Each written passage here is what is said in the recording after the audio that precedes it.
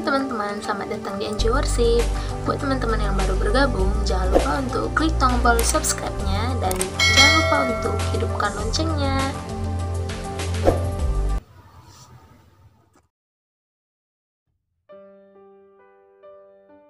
Bapa yang bertahta di dalam kerajaan surga, terima kasih atas berkat yang tak henti-hentinya Kau curahkan kepadaku, sehingga pada hari ini aku dapat menjalani rutinitas. Ya Bapa, pada kesempatan hari ini, aku datang ke hadapan-Mu bukan karena kuat dan hebatku, namun itu semua karena kehendak-Mu. Ya Bapa, kiranya Engkau melayakkan aku, agar bisa datang ke hadirat-Mu. Janganlah kiranya Tuhan berpaling dari seruan dan doaku. Ya Bapa, aku tahu bahwa apa yang terjadi dalam kehidupanku adalah atas seizin-Mu. Kesusahan maupun kesenangan yang bisa aku rasakan itu semua karena Engkau ya Bapa. Ya Bapa, kiranya Engkau sudi mengangkat segala permasalah hidup yang sedang aku alami. Aku lelah ya Tuhan, rasanya hamba sudah tidak mampu lagi untuk menjalani kehidupan ini. Setiap hari aku terus mencari jawaban atas permasalahan yang kualami, namun aku belum menemukan jawaban itu ya Bapa.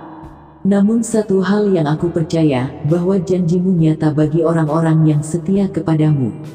Inilah doaku ya Bapa. Aku tahu bahwa Engkau adalah Allah yang Maha Tahu. Oleh sebab itu, kiranya Engkau menggantikan permasalahan yang sedang aku hadapi ini dengan sukacita dan berkat daripada-Mu. Terima kasih ya Bapa. Amin.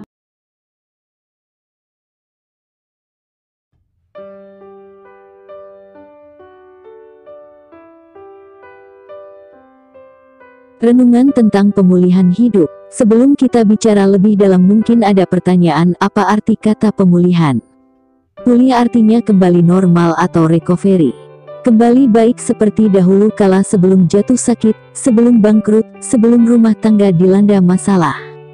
Tuhan bisa membuat hidup Anda pulih tidak hanya baik seperti dahulu, bahkan Tuhan membuat lebih sempurna daripada sebelumnya. Tuhan bisa pulihkan di dalam rencananya yang ajaib. Lalu di dalam ayat yang kita baca tadi, sering ada kata aku akan, artinya apa aku akan? Artinya bahwa Tuhan mau. Jadi jangan tanya lagi apakah Tuhan kepingin menyembuhkan penyakit Anda atau tidak. Apakah Tuhan ingin memulihkan rumah tangga pernikahan Anda atau tidak. Apakah Tuhan ingin membuat hidup Anda menjadi baru atau tidak. Memberi Anda kesempatan baru setelah membuat kesalahan fatal di masa lalu. Jangan tanya apakah Tuhan mau membantu kita, menolong kita. Tentu saja mau. Sangat amat sangat mau. Tuhan tidak pernah ragu. Andai kata Tuhan ragu, Tuhan bimbang, Tuhan nggak pasti kata-katanya berubah.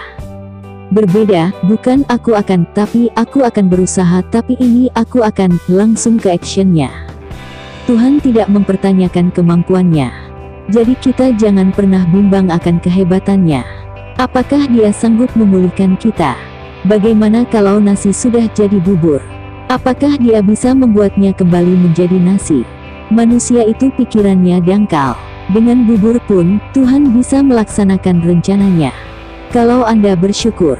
Kalau sekarang segalanya sudah terlambat, gimana? Di dalam Tuhan tidak ada yang namanya kata telat dalam kamus orang percaya. Tuhan sanggup, mati pun bisa dibangkitkan. Apalagi cuma kehidupan kita yang sudah dirusak oleh iblis. Tuhan bukan cuma bisa mengalahkan iblis, Dia juga bisa memulihkan hidupmu. Maukah Anda menerima berkat ini? Tuhan itu tidak pernah berbuat dosa.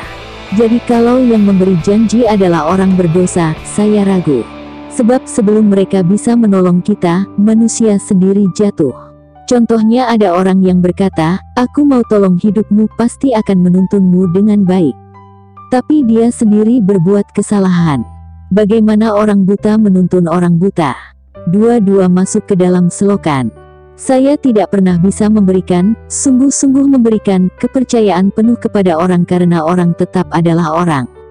Manusia tetap adalah manusia. Kerajaan Allah dari dulu, sekarang, selamanya, tidak pernah bergoncang. CEO-nya atau pemimpinnya, rajanya juga tidak pernah jatuh. Tidak pernah bangkrut, tidak pernah sakit, tidak pernah mati. Dia mati pun untuk kita, Dia bangkit lagi. Jadi saya bisa taruh kepercayaan. Kalau yang memberikan janji itu seorang yang tidak pernah berbuat dosa, tidak ada dusta di mulutnya, saya bisa pegang kata-katanya. Saya tahu bahwa dia pasti akan menggenapi setiap perkataannya dan janjinya dalam hidup kita. Yesus dapat dipercayai. Tahukah Anda bahwa Yesus itu dapat dipercayai? Ada orang bertanya kepada saya begini, kenapa percaya sama Yesus? Kenapa percaya pada Tuhan? Karena Tuhan yang paling dapat dipercayai. Siapa lagi kalau bukan Tuhan? Nah, itu maksudnya. Aku akan mengampuni dosamu, dan pelanggaran, dan pemberontakanmu. Hanya Tuhan yang bisa mengampuni dosa karena Dia tanpa dosa. Selain itu, masalah manusia itu pada dasarnya bukan masalah ekonomi politik, bukan masalah keuangan. Pada dasarnya, masalah manusia adalah dosa.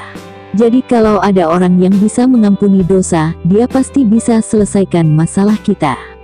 Masalah negara juga sama, bukan masalah hubungan, diplomasi, semua adalah masalah keegoisan. Dosa itu bicara tentang mencintai diri sendiri. Kalau dosa itu ditanggulangi, saya yakin penyakit pun akan sembuh. Negara pun akan maju, hubungan pun akan dipulihkan. Pernikahan pun akan disembuhkan oleh Tuhan. Dan apapun yang menjadi kendala dalam hidup Anda, pasti ada jalan keluarnya. Karena itu saya percaya kalau Tuhan mengampuni dosa kita, segala sesuatu berkat yang lain, yang baik, yang indah pasti akan ditambahkan kepada kita.